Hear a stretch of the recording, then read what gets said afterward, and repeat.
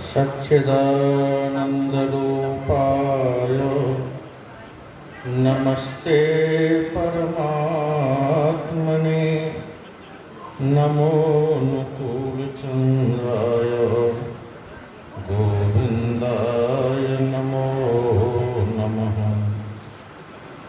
तोमारे करियाछि ए जीवनेर ध्रुव तारा, ए जीवने कभु आमि हब ना को पथहारा। मंगलकर प्रणतारतिहर अस्ति विरधि सुख मूल, द्रवहु सदा नीरज नयन जय जय जय अनुकूल।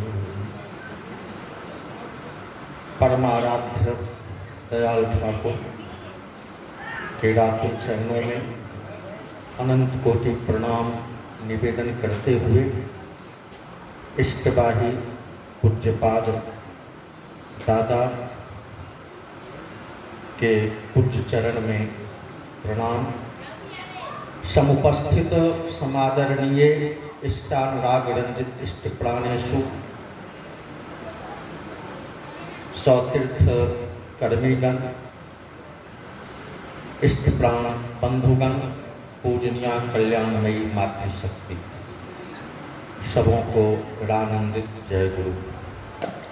अभी का जो विषय है स्वस्तिनी व्रत के पालन से व्यक्ति का जीवन भी बंधन से मुक्त होता है और राष्ट्र जीवन भी बंधन से मुक्त होता है। थोड़ा सा इस पर में हम विचार करेंगे। स्वस्तिनी शब्द जो है श्री श्री ठाकुर जी कहते हैं सु, अस्थि और अयन से बना है, जिसका बंगला में ठाकुर जी बतलाते हैं भालो थाकार पौधे चला। सु माने अच्छा, भालो, अस्थि माने थाकना रहना, और अयन माने पथ। भालो थाकार पथे चला, अच्छा रहने के पथ पर में चलना। श्री श्री ठाकुर जी कहते हैं कि इष्टवृत्ति का तो विधान वैदिक वांग्मय में पहले से उपलब्ध है, लेकिन स्वस्तिनी का यह विधान परमपिता दया करके मेरी आंखों के सामने उद्भासित है। और हम लोग अर्घ प्रशस्ति में देखते हैं सबसे पहले स्वस्तिनी लिखा हुआ है, इसके बाद इष्टवृत्ति है लिखा हुआ। पहले स्वस्तिनी का प्रवर्तन हुआ। हिमायतपुर सत्संग आश्रम में अनंतनाथ महाराज के ऊपर में अनेक परिवार निर्भरशील थे, जिनका वे भरण पोषण अपनी अर्जन पटुता के माध्यम से करते थे। जब अनंतनाथ महाराज का शरीर पूरा हो गया, वे साधनोचित धाम को प्रस्थान कर गए, तो श्री श्री ठाकुर जी के ऊपर में उन सभी परिवारों के भरण पोषण का दायित्व आ गया। तो श्री श्री ठाकुर जी के यहाँ लोग अर्घ देते थे, उससे उनका भरण पोषण होता था। तो ठाकुर जी सोचते हैं कि जो देता है उसका कल्याण कैसे होगा, उसका मंगल कैसे होगा। सीधे कोई देता है तो उसका मंगल और शुभ कैसे होगा। तो इसके लिए श्री श्री ठाकुर जी की आंखों के सामने स्वस्तिनी का यह विधान उद्भासित हुआ। श्री श्री ठाकुर जी इसका उद्भावन किए। श्री श्री ठाकुर जी कहते हैं कि मनु स्मृति में एक पंक्ति है, इदम स्वस्तयनम श्रेष्ठमिदम बुद्धि विवर्धनम करके एक श्लोक आया है, जो स्वस्तिनी का बीजात्मक रूप है। यह स्वस्तिनी जो है सबसे श्रेष्ठ है और इससे बुद्धि का विवर्धन होता है, बुद्धि में प्रखरता आती है, बुद्धि की कुंठा इससे दूर होती है। और स्वस्तिनी की चर्चा महाभारत में भी है। राजा दुष्यंत जब कण्व ऋषि के आश्रम में गए हैं तो उस समय शकुंतला तो कण्व ऋषि के आश्रम में है, लेकिन कण्व ऋषि वहां पर उपस्थित नहीं है। तो पता चला कि शकुंतला के प्रतिकूल दैव के शांत्यर्थ कण्व ऋषि सोम तीर्थ गए हैं स्वस्तयन विधान के लिए। तो वहां पर में स्वस्तयनी का संकेत है, अर्थात प्रतिकूल दैव का माने होता है भाग्य का चक्र, ग्रह चक्र। यदि किसी का प्रतिकूल हो जाता है तो उसके शांत्यर्थ स्वस्तयन विधान का वर्णन महाभारत में है, जो कण्व ऋषि के द्वारा किया गया था। तो इस तरह से संकेत मात्र है। श्री श्री ठाकुर जी स्वस्तयनी का यह पूरा विधान देते हुए श्री श्री ठाकुर जी बतलाते हैं, यह स्वस्तयनी जो है इसके पहले यजन याजन इष्टवृत्ति स्वस्तयनी प्रथम धाप, स्वस्तयनी का पहला डेग है, पहला धाप है यजन याजन इष्टवृत्ति। अब कोई आदमी कहे कि हम यजन याजन इष्टवृत्ति नहीं करेंगे, हम स्वस्तयनी का परिपालन कर लेंगे, तो इससे नहीं होगा। यह स्वस्तयनी जो है उसका पहला धाप है यजन याजन इष्टवृत्ति। अब यह स्वस्तयनी व्रत जो है श्री श्री ठाकुर जी कहते हैं कि स्वस्तयनी जो है ईशान देव अर्थात शिव, जिनको महादेव कहा जाता है, श्री श्री ठाकुर जी कहते हैं उनकी पुत्री का नाम है स्वस्तयनी। श्री श्री ठाकुर जी छाड़ा में उस पर एक पानी देते हैं। तो यह स्वस्तयनी जो है श्री श्री ठाकुर जी बतलाते हैं कि इसमें पंच नीति है। 5 नीति का परिपालन जो व्यक्ति करेगा, ठाकुर जी कहते हैं वह एक एक व्यक्ति एक एक दिक्पाल हो जाएगा। दिक्पाल, एक एक दिशा का पालन करने वाला हो जाएगा। तो स्वस्तयनी की जो पंच नीति है, इसको याद रखने के लिए हर समय स्मरण में रहे, थोड़ा सा हम विचार करते हैं कि किस तरह से व्यक्ति बंधन से मुक्त हो जाएगा। मनुष्य के जीवन में बंधन क्या है? अष्टपाश, 8 प्रकार का पाश है, वही बंधन है। श्री श्री ठाकुर जी आलोचना प्रसंगे में बतलाते हैं कि यह अष्टपाश जो है उसमें है घृणा, लज्जा, मान, अपमान, द्वेष, दंभ, खलता, क्रूरता, यह सब अष्टपाश है। यह अष्टपाश जब तक हमको बंधन ग्रस्त किए हुए है तब तक हम अपने स्वरूप का बोध नहीं कर सकते हैं, अपने स्वरूप का प्रकाश हमें प्राप्त नहीं हो सकता है। तो किस तरह से यह अष्टपाश इससे समाप्त हो जाएगा? स्वस्तयनी के परिपालन से थोड़ा सा विचार इस पर में हम करते हैं। स्वस्तयनी का पहला नियम है कि शरीर को इष्ट पूजा का यंत्र समझना है, अर्थात श्री विग्रह मंदिर समझना है। श्री विग्रह मंदिर भेबे जत्न करे शरीर टाके, सहन पटु स्वस्थ राखिस विधि माफिक पालिश का। कहते हैं कि यह इसको इष्ट पूजा का यंत्र समझना है। शरीर को इष्ट पूजा का यंत्र समझ करके, यंत्र की तरह इसकी विवेचना करके करना क्या है? तो शरीर को स्वस्थ और सहनपटु बनाना है और स्वास्थ्य की रीति नीति को यथाजथ भाव से परिपालन करना, यह स्वस्तयनी का पहला नियम है। अब श्री विग्रह को जिस तरह से हम स्वच्छ रखते हैं, श्री विग्रह मंदिर को जितनी पवित्रता के साथ हम रखते हैं, जिस तरह से उसको झकाझक रखते हैं, चकाचक रखते हैं, उसको मेंटेन करते हैं, ठीक उसी तरह से शरीर को हमें मेंटेन करना है। लेकिन श्री श्री ठाकुर जी कहते हैं, श्री श्री ठाकुर जी से पूछा गया, एक व्यक्ति श्री श्री ठाकुर जी के निकट बैठे थे, तो ठाकुर जी पूछते हैं कि तुम्हारी दिनचर्या कैसे प्रारंभ होती है? तो वह व्यक्ति कहा कि सवेर में उठते हैं तो एक्सरसाइज करते हैं, एक्सरसाइज से दिनचर्या प्रारंभ करते हैं। तो ठाकुर जी कहते हैं शरीर का एक्सरसाइज करके क्या होगा, एग्जिस्टेंस का एक्सरसाइज जब तक नहीं करोगे तब तक शरीर का एक्सरसाइज किसी काम का नहीं रह जाएगा। तो मन को शरीर मुखी नहीं होना चाहिए। इष्ट पूजा का यंत्र यह हमारा शरीर है, इष्ट पूजा का यह साधन है, यह साध्य नहीं है। तो कहते हैं कि मन यदि शरीर मुखी हो जाता है, श्री श्री ठाकुर जी सत्यावन शरण में जो कहते हैं कि तुम साधु सजो नहीं, साधु बनने की चेष्टा करो।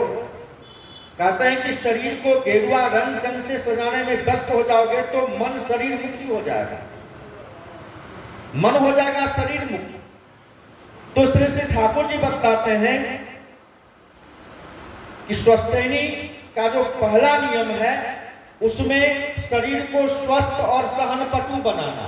अब सहनपटु कैसे होगा, अब शीत है उष्ण है, उसमें हमारा शरीर सहनपटु कैसे हो, तो सहनपटु होने के लिए श्री श्री ठाकुर जी कहते हैं कि प्राकृतिक जीवन यापन हमको करना है। कृत्रिमता से जितनी दूरी बना करके रहा जाए उतना अच्छा है, प्राकृतिक जीवन यापन। बहुत लोग ऐसे हैं जो नंगे पांव नहीं चल सकते हैं, 10-20 मीटर चलने की नौबत आ जाए तो वे परेशान हो जाए। बहुत लोगों को देखिएगा जो नंगे पांव धड़ल्ले से लेते हैं, चल लेते हैं। खास करके जो कठोर साधन करते हैं सुल्तानगंज से देवघर, तो नंगे पांव बहुत सारे लोग आ जाते हैं। तो इससे सहनपटुता बढ़ती है। इसलिए श्री श्री ठाकुर जी कहते हैं कि कम से कम सुविधा में अच्छा ढंग से जो व्यक्ति जीवन यापन कर लेता है वह व्यक्ति उतना महान। कम से कम संसाधन का उपयोग करते हुए जो व्यक्ति जितना अच्छा ढंग से जीवन यापन करता है वह व्यक्ति उतना महान माना जाता है। और जिसकी जीवन शैली में जितनी जटिलता है वह व्यक्ति उतना महान नहीं है। तो श्री श्री ठाकुर जी बतलाते हैं शरीर को सहनपटु बनाना है और स्वस्थ बनाना है, रखना है। कहते हैं स्वास्थ्य की जो रीति नीति है उसको यथाजथ भाव से परिपालन करना है। दूसरा है, कहते हैं श्री श्री ठाकुर जी कि प्रवृत्ति जो है, प्रवृत्ति तोड़ जखन जेमन जे भावई उकी मारो, इष्ट स्वार्थ प्रतिष्ठा एक घुराइए देवी तार सीखो। कहते हैं प्रवृत्ति जिस समय झोंका मारे उस समय उस प्रवृत्ति को इष्ट स्वार्थ इष्ट प्रतिष्ठा की ओर घुमा देना है, मोड़ देना है। एक छोटा सा उदाहरण समझने के लिए कि जैसे हम बाजार गए, वहां पर बहुत अच्छी मिठाइयां हैं, जो मिठाइयां हमको पसंद है, जेब में पैसे भी हैं, मिठाई खरीद ली, तो प्रवृत्ति कहती है, मन कहता है कि किसी पर नजर नहीं पड़े, सभी मिठाई को अकेले हम गट कर दें। यह प्रवृत्ति का झोंका है। अब उस समय जो है इसको किस तरह से मोड़ना, अपने प्रिय परम को बिना निवेदन किए हुए किसी भी चीज को ग्रहण करना जो है, उपभोग करना जो है, यह प्रेम में पट्टा है। जैसे सती नारी कोई खाने पीने की चीज स्वयं उपलब्ध करे और सब खा ले और अपने स्वामी को पता भी नहीं चलने दे, दिखलावे भी नहीं, बतलावे भी नहीं, उनके लिए नहीं निवेदन करे, तो उसके प्रेम में पट्टा लग जाएगा। तो ठाकुर जी कहते हैं कि प्रिय परम के साथ हमारा जो संबंध है वह सती नारी की तरह संबंध है, इष्ट और आचार्य के साथ हमारा जो संबंध है। तो उस समय प्रवृत्ति के झोंका को हम कैसे मोड़ेंगे, हम उसको ले लेंगे और बिना इष्ट को निवेदन किए हुए ग्रहण नहीं करेंगे, यहां तक हम दृढ़ हो जाएंगे। अब इष्ट को घर पर में ला करके विधिवत निवेदन कर दिए तो वह प्रसाद हो गया। अब प्रसाद जो है अकेले खा लेना बहुत बड़ा दोष माना गया है। प्रसाद को मिल करके बांट करके खाना जो है, इसमें बहुत उत्कर्ष और बहुत प्रसन्नता मानी गई है। तो अब प्रसाद क्या हो गया, तो उसको लोगों में बांटा जाएगा, परिवार के लोगों में ही बांटा जाएगा, निकटतम परिवेश में बांटा जाएगा, और तब उसका जो अंश होगा उसको हम ग्रहण करेंगे। तो यह हो गया प्रवृत्ति के झोंका को इष्ट स्वार्थ इष्ट प्रतिष्ठा की ओर मोड़ देना। यह एक छोटा सा उदाहरण रचना प्रवृत्ति का। उसी तरह से सारी प्रवृत्तियों के ऊपर में इसको घटाना होगा। इसके बाद श्री ठाकुर जी कहते हैं कि हमारा परिवेश जो है वह बचने और बढ़ने का साधन है, बचने और बढ़ने का ईंधन है। तो परिवेश को इष्टानुयागन सेवा के द्वारा हमको उद्बुद्ध करना है इष्ट के भाव में। इष्ट के भाव में इष्टानुयागन सेवा के द्वारा परिवेश को उद्बुद्ध करना है। और परिवेश क्या है? हमारा निकटतम परिवेश हमारा परिवार है, जिस परिवार में हम रहते हैं, और बृहत्तर परिवेश आस पड़ोस से लेकर के बृहत्तर समाज है। कहते हैं कि उसको इष्टानुयागन सेवा के द्वारा उद्बुद्ध करना है। अब इष्टानुयागन सेवा जो है, सेवा के द्वारा, साहचर्य के द्वारा, इष्ट प्रसंग के द्वारा उनको उद्बुद्ध करना है। यह स्वस्थैनी का नियम। और स्वस्थैनी का नियम उसके पहले है कि मन में जो अच्छा भाव उत्पन्न हो, उस अच्छा भाव को तुरंत कार्य रूप में परिणत कर देना है। श्री ठाकुर जी कहते हैं कि अच्छा भाव को रिसीव करने का जो संयंत्र है हमारे भीतर में, वह ब्लंट हो जाएगा, भोथरा हो जाएगा यदि हम ऐसा नहीं करेंगे। इसलिए अच्छा भाव जो मन में आवे उसको कार्य रूप में तुरंत परिणत कर देना है। इसके बाद पांचवा नियम है नित्य नव उद्भावनी प्रचेष्टा से उपार्जन क्षमता को बढ़ाना। उपार्जन क्षमता जो है उसको बढ़ाना है। कैसे? तो नित्य नव उद्भावनी प्रचेष्टा से हर समय आपको उद्भावन करना है कि हम किस तरह की प्रचेष्टा के द्वारा, सत्कर्म और सत्प्रचेष्टा के द्वारा हम अर्जन पटुता को बढ़ावें, और अर्जन पटुता को बढ़ा करके स्वस्थैनी का अर्घ निवेदन करना। जिस समय श्री ठाकुर जी आप विधान दिए उस समय 2 आना से कम अर्घ निवेदन करना नहीं था। 2 आना कम से कम अर्घ निवेदन करना था। और उसमें से 3 रुपया जो है इष्ट स्थान में इष्ट की इच्छा अनुसार उसके विनियोग के लिए प्रेषित करना था, और बाद बाकी को स्वस्थैनी तहवील बना करके संरक्षित करना था। वह इष्ट का है, हम उसके कस्टोडियन हैं, हम उसके तहवीलदार हैं। श्री ठाकुर जी कहते हैं कि उसको रक्षित करने का और वर्धित करने का आपको अधिकार है। श्री ठाकुर जी कहते हैं कि उसको संरक्षित रखना है। उस समय तो ठाकुर जी बोले थे राष्ट्रीयकृत बैंक की इकाई में अथवा डाकघर में इसको सुरक्षित रखना है तब तक जब तक इस अचल संपत्ति के लिए, इष्टोत्तर अचल संपत्ति के लायक वह अर्घ नहीं हो जाए। इष्टोत्तर अचल संपत्ति हो जाने के बाद कहते हैं कि उसका जो नेट प्रॉफिट जो होगा, नेट प्रॉफिट का 5वां भाग सेवैत जो है अपने ऊपर में उसका उपयोग कर सकता है। बाद बाकी 4 भाग को फिर मूलधन में वह जोड़ते जाएगा।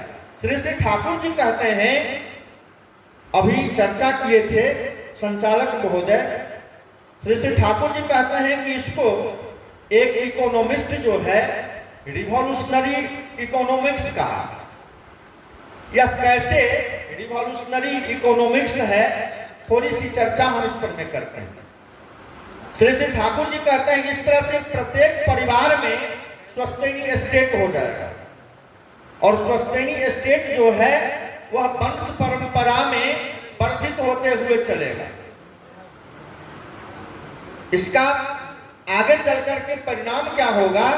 तो कहते हैं कि जगत में जितनी भी संपदा है सब स्वस्थैनी स्टेट के रूप में परिणत हो जाएगा, और पर्सनल प्रॉपर्टी को लेकर के मारामारी समाप्त हो जाए।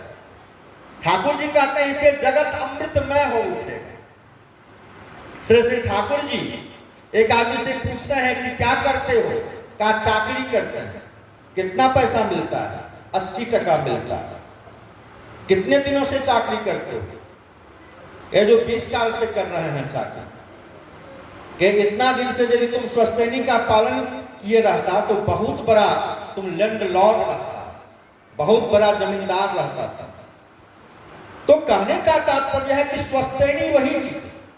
श्री श्री ठाकुर जी कहते हैं कि बुद्धि की जो कुंठा है, जिसको मोटापन कहते हैं, इसको संस्कृत में कुंठा कहा जाता है। कहते अमुक आदमी की मोटी बुद्धि है, स्थूल बुद्धि है, अमुक आदमी की बुद्धि सूक्ष्म है। तो बुद्धि का मोटापन इससे समाप्त हो जाता है। तो श्री श्री ठाकुर जी बतलाते हैं कि स्वस्तैनी का परिपालन जो है हम जब करेंगे तो जगत अमृतमय हो उठेगा और पर्सनल प्रॉपर्टी को लेकर के कोई मारामारी नहीं रह जाएगी। श्री श्री ठाकुर जी जीवन का यह विज्ञान बतलाते हैं। श्री श्री ठाकुर जी बतलाते हैं कि हरेन भद्र नाम के एक ठाकुर जी के भक्त थे। तो स्वस्तैनी का जो उद्भिद होता है अपने मन के मुताबिक उसका अपव्यय करते, उसका अपव्यय कर दिए तो उनका पैर टूट गया। पैर टूट गया तो जो उपचार होना था वह सब उपचार हुआ। श्री श्री ठाकुर जी सही कहते हैं कि जब उनको यह बोध हुआ कि स्वस्तैनी का मैंने अपव्यय किया, इससे मुझे बुद्धि विपर्जय हुआ, जिस कारण से यह पांव टूटा, तो उन्होंने भिक्षाटन करके स्वस्तैनी को जो नष्ट कर दिया था उसको उन्होंने पूरा किया। देखिए ठाकुर जी कहते हैं ज्यों ज्यों उन्होंने पूरा किया क्यों तो उनका पैर जो टूट गया था वह दुरुस्त होने लगा और उसको दुरुस्त करने के बाद उनका पैर भी ठीक हो गया, वह चंगा हो गया। यह बात ठाकुर जी कहते हैं। अब आप गौर करके देखिए आदमी विपर्जय में क्यों पड़ता है, विपत्ति में क्यों पड़ता है। अभी आपको 10वां खंड दीपरक्षी का प्रकाशन हुआ, उसमें आज मैं पढ़ रहा था कि आदमी की अकाल मृत्यु क्यों होती है। ठाकुर जी एक पंक्ति में कहते हैं अकाल मृत्यु होती है इष्ट के विपरीत में जब आदमी बेचाल चल करके पांव आगे बढ़ाता है तब अकाल मृत्यु का मार्ग प्रशस्त होता है। अब इष्ट के भाव से विपरीत में आकर के जो ही हमारा पांव आगे बढ़ता है उसी क्षेत्र के माध्यम से अकाल मृत्यु प्रवेश करती है। तो इसीलिए श्री श्री ठाकुर जी बतलाते हैं परम पिता का यह अवदान जो स्वस्तैनी व्रत है, थोड़ा सा विचार करें। अब राष्ट्र जो है ठाकुर जी कहते हैं राष्ट्र के पास भी विपदा आती है, राष्ट्रीय विपदा आती है, जिसको आपातकाल घोषित किया जाता है राष्ट्र में, किसी भी राष्ट्र में। वह युद्ध की स्थिति में, आंतरिक कलह की स्थिति में, जिसको शीत युद्ध कहा जाता है, उसकी स्थिति में श्री श्री ठाकुर जी कहते हैं उस समय राष्ट्र विपन्न होने लगता है। ठाकुर जी कहते हैं यदि स्वस्तैनी स्टेट रहेगा तो स्वस्तैनी स्टेट का नेट प्रॉफिट जो होगा उसका 5% भी यदि राष्ट्र के इस कार्य में लगा दिया जाएगा तो किसी भी राष्ट्र को अलग से कोई टैक्स लगाने की आवश्यकता नहीं पड़ेगी। अलग से टैक्स लगाने की आवश्यकता नहीं पड़ेगी। कुछ प्रतिशत यदि स्वस्तैनी स्टेट के नेट प्रॉफिट का उस समय ऑफर कर दिया जाए तो राष्ट्र विपन्न होने से बच जाएगा, राष्ट्र गुलाम होने से बच जाएगा। श्री श्री ठाकुर जी इतना बड़ा यह विज्ञान बतलाते हैं और श्री श्री ठाकुर जी बतलाते हैं कि नित्य नव उद्भावनी प्रचेष्टा जो व्यक्ति करेगा कभी भी वह दरिद्रता का शिकार नहीं होगा, कभी भी वह दरिद्र नहीं होगा। नित्य नव उद्भावनी प्रचेष्टा बहुत बड़ी चीज है। उसके माध्यम से कर्ज लेकर के स्वस्तैनी का अर्घ नहीं देना चाहिए। श्री श्री ठाकुर जी इस पर में सख्त निर्देश देते हैं। नित्य नव उद्भावनी प्रचेष्टा के द्वारा स्वस्तैनी का अर्घ निवेदन करना चाहिए। तो श्री श्री ठाकुर जी बतलाते हैं इस तरह से मनुष्य का व्यक्तिगत जीवन जो बंधनग्रस्त है जिसके जीवन में घृणा है, लज्जा है, मान है, अपमान है, द्वेष है, दंभ है, छलता है, क्रूरता है, यह जो 8 प्रकार का बंधन है, उससे व्यक्ति मुक्त हो जाएगा। राष्ट्र को आपातकाल के समय में जो कर लगाना पड़ता है, जिस कर से जनता में विद्रोह की स्थिति उत्पन्न हो जाती है, वह स्थिति भी समाप्त हो जाएगी, इससे राष्ट्र मुक्त हो जाएगा। इसीलिए स्वस्तैनी जो है, इसके परिपालन से व्यक्ति की भी मुक्ति सुनिश्चित है, राष्ट्र की भी मुक्ति सुनिश्चित है। इसीलिए स्वस्तैनी परम पिता का एक अमीय और अद्भुत अवदान है। श्री श्री ठाकुर जी इस चीज को बतलाते हैं और स्वस्तैनी का बोध ही समाप्त है। बहुत जगह चर्चा चलती है, बहुत पहले से लोग स्वस्तैनी लिए हुए हैं, पूछते हैं स्वस्तैनी करते हैं, तो हम करते हैं। क्या करते हैं? तो शौच जो जाते हैं सो गमछा पहन करके जाते हैं, सब कपड़ा पहन करके नहीं जाते हैं, प्याज नहीं खाते हैं, लहसुन नहीं खाते हैं, किसी के यहाँ चावल नहीं खाते हैं, भोज में नहीं खाते हैं, यही सब करते हैं। और क्या करते हैं? और तो रुपया पैसा जो है सो करते हैं, जमा करते हैं, सब लेकर के देते हैं, भेज देते हैं। जितना करते हैं, 4 आना करते हैं, और जितना अर्घ होता है देते हैं, भेज देते हैं। स्वस्तैनी का कोई बोध ही नहीं हुआ। हम कहते हैं यह सब तो सदाचार की बात है। आप जितनी बात कहते हैं, यह सब तो सदाचार की बात है। जो आदमी दीक्षा नहीं लिया, परंपरागत है, वह भी इसको करता है पालन। स्वस्तैनी की यह 5 नीति है। इस 5 नीति का परिपालन हमें करना है, जो जीवन का विज्ञान है। श्री श्री ठाकुर जी कहते हैं इससे मोटर सेंसरी कोऑर्डिनेशन होता है। बोध प्रवाही स्नायु और कर्म प्रवाही स्नायु में कोऑर्डिनेशन होता है। आदमी भूल क्यों करता है? आदमी भूलता क्यों है? भूल क्यों करता है? मोटर नर्व और सेंसरी नर्व में कोऑर्डिनेशन नहीं रहने के कारण आदमी भूल करता है। और व्रत और प्रायश्चित जो है अपने यहाँ, इसी को कोऑर्डिनेट करने के लिए है। मोटर नर्व और सेंसरी नर्व को कोऑर्डिनेट करता है। इसे ठाकुर जी कहते हैं प्रायश्चित जो है वह दंड नहीं है, पुनः चित्त में गमन करना है। तो इसीलिए यह बहुत बड़ा अवदान है परमपिता का। जो लोग स्वस्तैनी ग्रहण कर चुके हैं, इन सारी बातों को अपने ध्यान में रखें। जो लोग स्वस्तैनी ग्रहण नहीं किए हैं, जिस समय श्रद्धांजलि नाम के ग्रंथ का प्रकाशन हो रहा था, उसकी भूमिका लिखने के लिए हमको श्रद्धेय हरिदा आदेश दिए। तो एक श्लोक उस समय में मैं स्वयं निर्मित करके उस भूमिका में लिखा था। स्वस्तैनी गृहीत्वा जः पंचनीति समन्वितम सम्यक वृद्धि भवति तस्य न तस्य दुख भाग भवेत्। मैंने स्वयं इस श्लोक की रचना करके उस भूमिका में मैं लिखा था कि स्वस्तैनी को ग्रहण करके जो व्यक्ति पंचनीति से समन्वित होगा, उसके सम्यक वृद्धि को दुनिया की कोई ताकत नहीं रोक सकती है, और कभी भी वह जीवन में दुख का भागी नहीं बनेगा। तो इन्हीं शब्दों के साथ हम परम दयाल के रातुल चरणों में प्रार्थना करते हैं कि हम लोग स्वस्तैनी व्रत के मर्म को समझ करके अपने जीवन को उत्कर्ष की ओर ले जाएं। आप लोग श्री श्री ठाकुर जी की बातों को बहुत धैर्य से सुने, इसके लिए आप लोगों के भाग्य की मैं सराहना करता हूँ। बहुत जिम्मेदारी और सावधानी के साथ श्री श्री ठाकुर जी की बातों को मैंने उपस्थापित करने का प्रयास किया। फिर भी मानवोचित भूल के कारण, अवस्था दोष के कारण या प्रमाद के कारण कुछ त्रुटि रह गई हो, उसको सुधार करके समझेंगे, मुझे भी अवगत करवा देंगे, तो मैं अपने आप को सौभाग्यशाली मानूंगा। जय गुरुदेव।